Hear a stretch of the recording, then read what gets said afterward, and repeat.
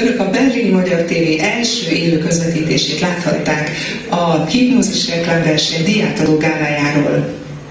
De nem menjenek messzire, mert ezek után a Slágerek című műsorunk következik, amiben hazai és nemzetközi örökzöldeket nézhetnek és hallgathatnak.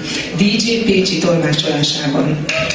Viszontlátásra Viktória! Viszontlátásra Budapest! Viszontlátásra István! Viszontlátásra Viktória! Köszönjük szépen! Hát akkor minden jó, köszönjük szépen! Hát akkor vége is van annak a műsornak, önöknek pedig szeretnék elénekelni búcsúzó úr egy számot önöknek a reklámszakmával kapcsolatban. Egyébként most improvizációval próbálkozom mindig, a CD-n ezeknek az élő műsoroknak a rögzítése van fölvéve, és akkor mit is mondják még róla, búcsúzó úr, fogadják sok szeretettel ezt a dalt, akkor kérem szépen a bejátszót.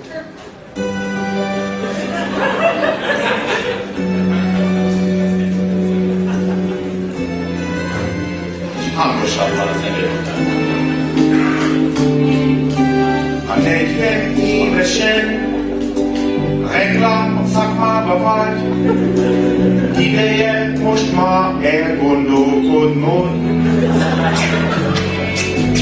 Lassan nyugdíjba mész, fiatal kiklisek a nyomodban, nyugdíjaknak jobb, ha félretész.